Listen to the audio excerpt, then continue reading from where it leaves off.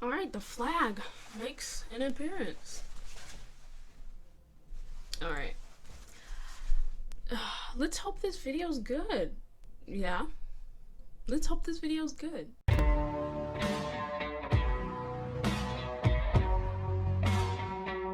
So, today I want to talk about what it's like to be, fat. I know a lot of people hear that word and they're like, oh my gosh, don't call yourself fat.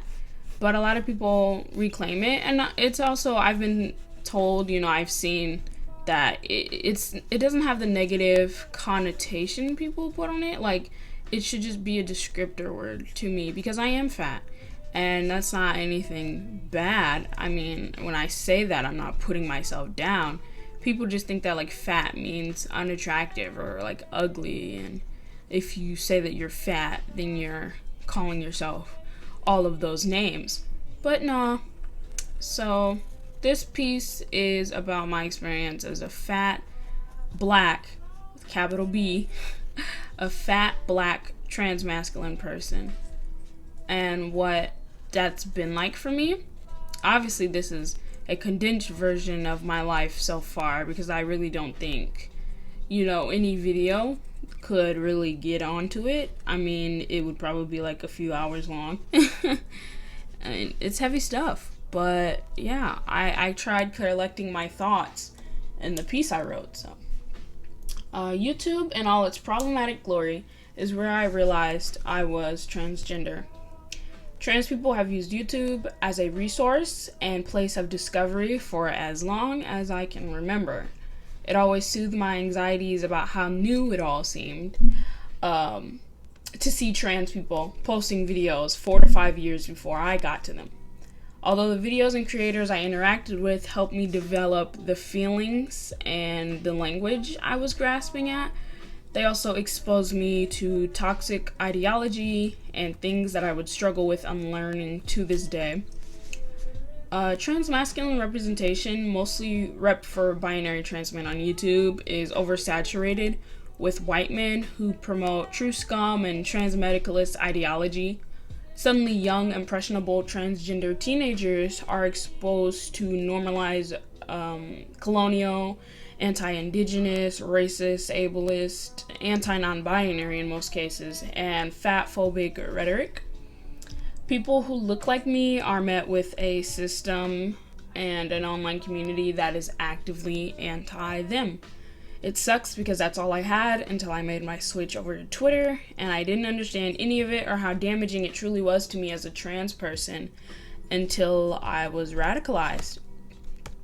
And, I talked about it a little bit in my Q&A, but that's the real stuff. I think people, I know some of us grasp it, but I don't think people, like society or the trans community, sometimes really understands how horrible the representation is and how much of a negative impact it has had on people. I remember I had a tweet that was kind of popping up a while ago that I had to delete because someone was threatening to tag a certain someone. I'm gonna let your imagination fill that one in. But I mentioned how it was doing real harm, like telling people that they couldn't be trans unless they were like actively wanting to hurt themselves or actively not wanting to live anymore. And just, it's a culture that has been brought up of like, if you don't have dysphoria, you're not trans. If you don't make the effort to pass, you're not trans. And I'll get into that. Among all the toxic isms and systems of oppression, I mentioned fat phobia. Transmasculine culture on YouTube often consists of passing tip videos that are inherently fat phobic, whether people realize that or intend for them to be. I can't think of a single transmasculine YouTuber who doesn't have at least one tips for passing for trans guys video out. Most of these videos include tips for dressing in a masculine way, making your voice deeper, making your hair really short. However, almost every video I've stumbled across began centering characteristics like working out, building your shoulders, and gaining muscle. A quote I remember from one being, building up your upper body, your shoulders, and your back. Sometimes they stop there, but most of the time, they encourage you to stay in shape and either bulk up the muscle or get lean and fit to appear masculine or lose your curves and womanly figure. Masculinity and the ability to pass are directly associated with being fit, skinny, buff, and this leaves fat transgender men like myself with an ultimatum. Either you stop being fat or you run the risk of being misgendered, not taken seriously, accused of not making an effort to pass. And for most of us, that's just not an option. People are unable to lose weight for a number of reasons, but beyond that, it is fatphobic, ableist, and invalidating to center a certain body type that looks nothing like mine. And, that just the thinking of you either bulk up your shoulders and your muscle and get really skinny and like planky to look more masculine, or you just suffer. You get called a trender. They ask you, hey, why aren't you doing anything to pass? And it's like, what part of being fat doesn't what part of being fat invalidates my masculinity? The problem with passing is that it promotes the idea of looking enough like your cisgender peers for you to assimilate into colonial binary society. There are other reasons why passing may be needed for like safety and comfort and other things. This is not to say that it's obsolete or to invalidate the struggles that people face. I am simply pointing out that transmasculine rep as we know it has morphed the concept of passing into an unrecognizable monster. It has enabled them to spread harmful ideology under the guise of helping you pass. Mainstream white binary trans men have become obsessed with fitting into cis ideals and systems, which means that they are committed to upholding the same oppression. They are committed to transphobia against any trans person who won't. True scum and transmedicalist ideas that disproportionately attack queer, trans, black, indigenous people of color, and they attack disabled trans people, neurodivergent trans people, gender nonconforming trans people, fat trans people. I don't think they understand that in their quest to be recognized as the closest thing to cisgender men, they develop cisgender patriarchal ideas. They develop that mindset, It's just worse because they're white and they add the colonized viewpoint of gender onto it, and they weaponize it against literally all marginalized communities, including their own.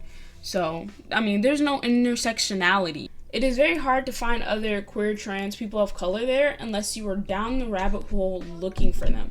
When you're young and on Transmasc YouTube, you don't see the extremely essential need to seek out people that look and love as you do.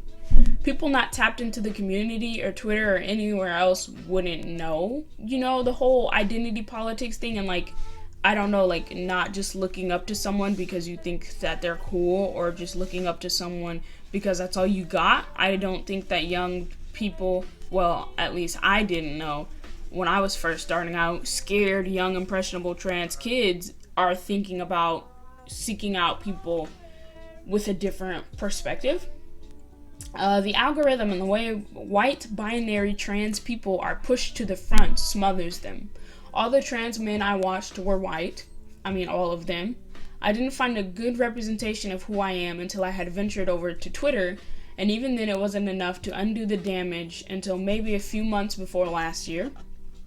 I was finding this bubbling space of trans men of color, fat trans people, dark-skinned trans people, disabled trans people, gender non-conforming trans people, non-binary people. All the people that I had seen demonized, attacked, and pushed out were right there, living, perfect, and human. And it was extremely surreal to see that. Alright, this is Editing Vaughn again. It's raining now. That's so sad. But, this is the end of the video. So I'm going to cut it into 2 parts so that you don't have to sit here for all 27 minutes. Well, I guess I could cut some stuff out, but yeah, I feel like we had a good talk. I feel like we broke a large amount of it down. Excited for part 2. Excited to keep rambling about this with you. I guess I'll take you to outro, Vaughn. You've made it to the end of this video. Hopefully you liked it. Hopefully it resonated with you. Hopefully it reaches someone who is going through the exact same thing. Because if I had had this when I was starting, or when I was thinking about transitioning, or when I was questioning anything, if I had had this, it would have been a lot easier. It has taken me years to write this piece. I have always thought about it in the back of my mind, about wanting to put it together, about wanting to share my experience, about not seeing stories like this, you know, published majorly. Like, it blew my mind. And getting my brain to work and getting my brain to let me jot things down, or, you know, write them out in essay format like that, it takes a lot of work. So I'm very proud of Vanya. Glasses are crooked again. Oh. But I hope that this, you know, I hope that it helped. I just hope that it made a difference. Yeah. So I'll catch you in the next video. I love you. Please don't be mad at yourself for gaining weight during quarantine. Don't be mad at yourself for gaining weight any time of the year, no matter the circumstance. Please. Please stop hating fatness, whether intentionally or not. Stay cool. That's all I gotta say, man. I know y'all like the fit. But yeah. Say goodbye to my flag.